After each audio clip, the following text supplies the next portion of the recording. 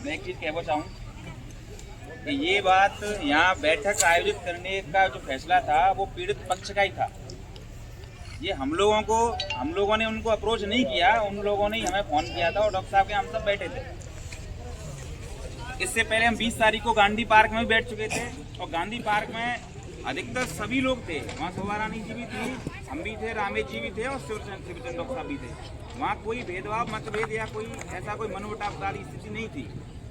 परंतु जिस दिन वो पीड़ित पक्ष आया था, उस बच्ची के पिताजी आए थे, उस दिन ये तय हुआ था कि साहब हम प्रशासन से मिल लेते हैं, अगर 27 तारीख तक वो आरोपी सरेंडर नहीं करता है या पुलिस की गिरफ्त में नहीं आता है तो 28 तारीख को हम सार्वजनिक स्थान उस बार छात्रावास में एक बैठक करेंगे और गांधी पार्क की तरह ही सब लोग वहाँ पे आएंगे और आगे की रणनीति, आगे के विचार जो भी हैं, आगे क्या करना उस पर निर्णय करेंगे। ये तो था तक का वो।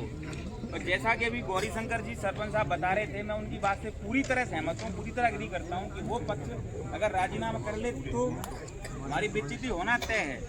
हम नहीं चाहते कि हम दो धड़ों में दिखें। राजनीतिक विचारधारा हम सबकी अलग अलग है, लेकिन सामाजिक विचारधारा किसी की अलग अलग नहीं है। और ये प्रबल संभावना है कि जिस दिन घटना घटित हुई उसी दिन आरोपी का फोन सबसे पहले जाता है बीएल साहब के परिवार को। ये आप चेक करा लेना, जिसकी भी अप्रोच हो पुलिस विभाग में या साइबर सेल में, उस व्यक्ति की सीडीआर निकाली गई उस दिन की सबसे पहला कॉल उसका उनके परिवार को ही जाता है और वो उनसे कहता है कि साहब मुझे गलत फंसा रहे हैं, मेरा राजीनामा करवा दो। और उन्होंने उस पीड़ित पक्ष को भी अप्रोच किया कि आप आ जाओ, हम आपका सामंजस्य बिठा देते हैं। परंतु इस दरमियान ये चीज़ें सोशल मीडिया के जरिए से ज़्यादा बड़े क्षेत्रों में फैल गई तो वो व्यवस्था नहीं बैठी और वो आरोपी डर के मारे हो गया फरार। उस आरोपी को पूर्णतः राजनीतिक संरक्षण प्राप्त है। ऐसी बात नहीं है कि पुलिस प्रशासन अपने प्रयास नहीं कर रहा है, और हो सकता है कि पुलिस प्रशासन को ये पता भी हो कि वो आरोपी कहाँ है, लेकिन राजनीतिक दबाव के चलते वो हमारे सामने नहीं ला पा रहे हों, या फिर उसको उस वक्त लाया जाए कि जिस वक्त इस समाज का जो आक्रोश है थोड़ा सा समाप्त हो जाए। क्योंकि नई कानून में ये प्रावधान है, अगर उसकी एब्सेंस में भी पूरा ट्रायल चल सकता है तो पुलिस प्रशासन को उसको गिरफ्तार करने की आवश्यकता भी नहीं है। वो आपको ये कह के भी संतुष्ट कर सकते हैं कि ट्रायल तो चल ही रहा है, जो सजा का प्रावधान कानून में है वो तो इसे मिलेगी और बाद में हम इसका गिरफ्तारी वारंट जारी कर देंगे। इससे शायद इस समाज का आक्रोश ठंडा पड़ जाए, या फिर सत्ता और नेतृत्व की भूख में जो चांटा, जो प्रहार आज बीएल साहब ने कुशवाहा समाज की एकता पर किया है वो बिल्कुल ही निंदनीय है।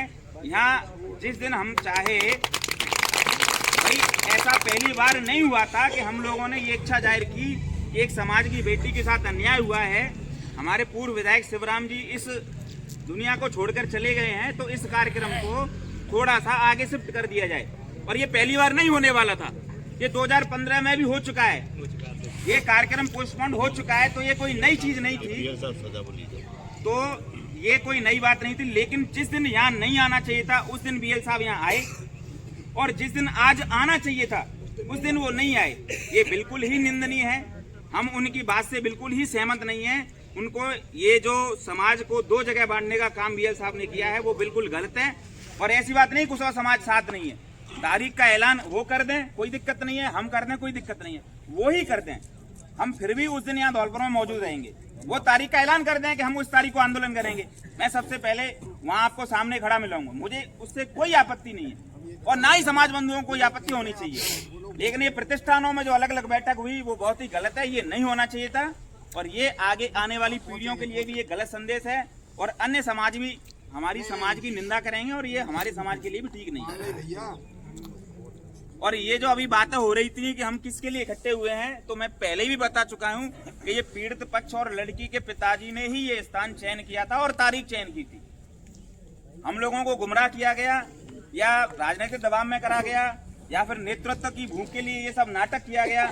अगर वो चाहते हैं बीएल साहब तो जिस दिन उसको कॉल किया गया तो उसी दिन गिरफ्तार करवा देना चाहिए था, उस दिन क्यों नहीं कराया?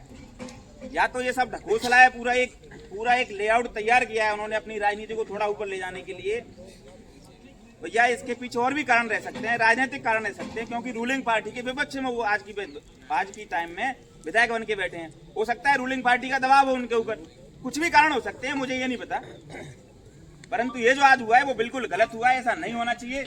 मेरा आज सभी से निवेदन है, उनसे भी मैं कहना चाहूँगा, अगर कोई व्यक्ति या समाज अगर आपको यहाँ आमंत्रित कर रहा है किसी विषय पर चर्चा करने के लिए, आप जरूर आएं। आपको अलग राजनीति करनी है, समाज से हटके राजनीति करनी है, आप अलग कर सकते हैं।